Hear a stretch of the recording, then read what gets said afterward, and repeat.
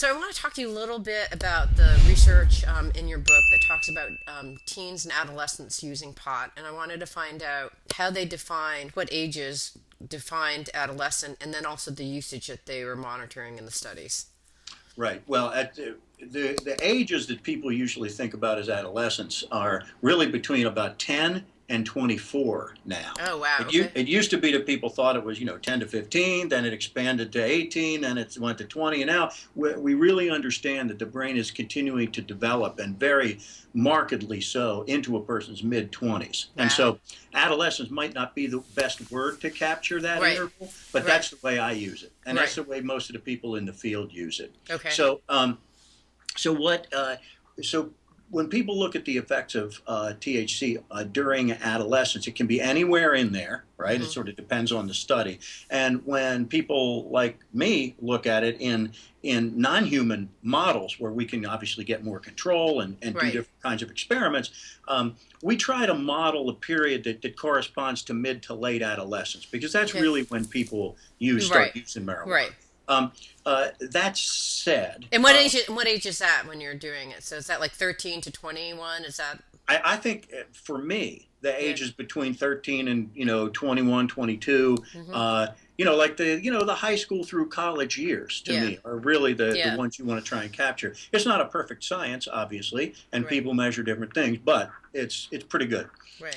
So here are the bottom lines about it. First of all, when it comes to those memory impairing effects that I was talking about that are so characteristic of THC, such an Hmm. important big side effect, if you will, those effects are far more prominent in adolescents than in adults. Hmm. That is, it takes less marijuana to disrupt learning ability in Mm. adolescents than it does in Mhm. adults. Okay. Mhm. The other main feature of research that's been done, and the jury is still out on this, but it's worth mentioning because it's so potentially dangerous, is that for some people, and it's not clear exactly who from a genetic standpoint, but there is a certain subset of the population that if they smoke a lot of pot during those adolescent years, are placing themselves at risk later for serious psychological and psychiatric problems. Wow. Okay.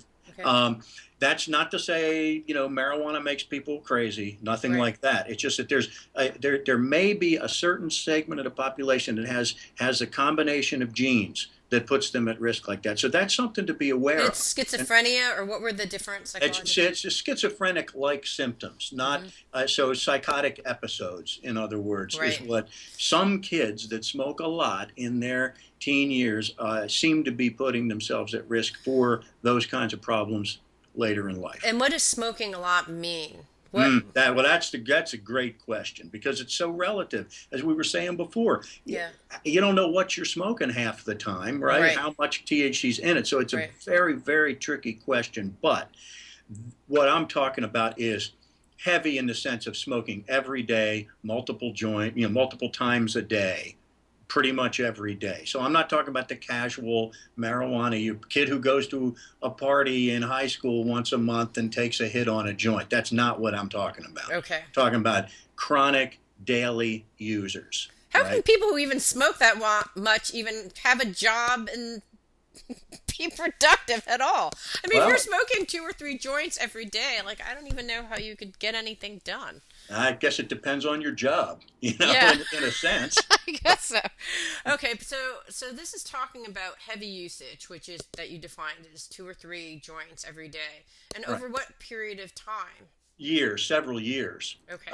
And there are studies. I said earlier that there wasn't good evidence that smoking pot in adulthood resulted in any kind of overt brain damage or enduring cognitive dysfunction, Right. but that may be different for adolescents, right? There are a few studies out there, actually from a while back, that tracked people for a very long period of time, and I caught up with people like in their 40s to their 60s and tested them for Uh-huh. cognitive function. And then they looked back and said, okay, well, how much pot did you smoke and when did you start? The people that had problems downstream later in their lives had all started quite early, like at Mm. 12, 13, 14 years of Wow. age, Uh-huh. as opposed to people who started, after they were 20. None of them had problems later down the line. So it seems like Wow. even if they had smoked more starting in their 20s, They didn't Interesting. have the problems that the folks who started early did. So that's why it makes me think, and makes those of us in the field think, there's something going on in the brain while it is still developing in those teen years that renders it vulnerable in a Right. way that it stops being vulnerable 10 years later. Right. And so, Interesting. yeah, it is very interesting, and I think it's a cautionary piece of data for people, because Yeah. you look at that and go, look, you know, and this is my kids. My son came to me one time, and he was about 15 or 16 years old, and he said, "Dad, I know that I understand, I get the whole teen brain thing and the marijuana thing." And he said, I'm not using it, right? I don't like it."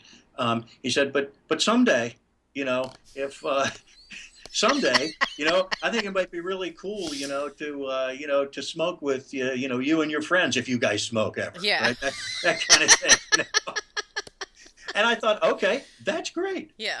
So that's the kind of thing. Not that everybody has to have that conversation with their Right. kid, but to send the message that, listen, it's, for better or worse, your brain is developing right now. Hmm. You're at more risk than I am. I'm sorry, that's not fair. That's just what it is. But my advice to you, just wait, just wait a while, Okay, I'm and gonna be your son, and I'll say, but all my friends, I just want to try it.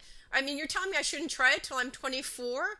At yeah. that point, I won't care anymore. Right. No, that's a good point. And so my caution to him at that point would be, well, just be very careful about what you mean by try it, right? Right. Because, yeah, one hit on a joint once in a while is probably not going to do any harm. But Yeah. we don't know where the threshold is for starting to produce harm. So you just Right. got to be really conservative about it. And, asking adolescents to be conservative is a losing battle, Right. right? Well, But even like once a month, like if I imagine myself in college smoking once a month, that would be a problem. Like I don't know how I would even. I know it takes that a while for it to get out of your system, but that seems like yeah. a lot too. Maybe I'm being a prude, but I mean, it Eh, seems like you that's a know, I, lot too. I think the other way to look at that is that if you look at people who smoke, even if they don't smoke every day, if you have somebody like in college or whatever, even if they're smoking every 3 days, Hmm. given that pilot study I told you about before, there's probably no time in the week that they're not impaired to some degree, Right. because they're always on that back end curve with some degree of Yeah. cognitive impairment. So even if you're just smoking every few days, you're probably at least low level impaired all the time. Yeah, well, just think about, and this is the crazy thing, because what happens in college, right? I'm sure you're observing this on Friday night. People start drinking and smoking pot. That's Friday. So Friday, Saturday, Sunday, Monday, you have a test. Right, First of all, your learning is impaired during Friday, Saturday, and Sunday. And right, then Monday, also, you're probably being affected, right, right? right. So That's it's, exactly right. so I get it. Okay. Any other things in terms of effects that people should know about in terms of smoking pot? No, I think we've covered the really important ones. Yeah. Excellent. Thank you so much for your time. Absolutely. Fascinating. Fascinating. And I'm so glad that someone's doing more and more research on this. It's what we need. Yeah, Because yeah, pot's gonna be legal at one point, I think. yeah. The dominoes have started to fall. It's Yeah. it's it's going to be legal, and so Yeah. we might as well figure out what it's doing. Yes. Dr. Scott Swartzwelder, author of Buzz. Thank you so much. Thank you. Take care. It means so much to me that you're listening to the show. Would love your support in any way by giving me comments below, or to subscribe to the show, or share the show with friends. Thank you again for your support. Love and blessings.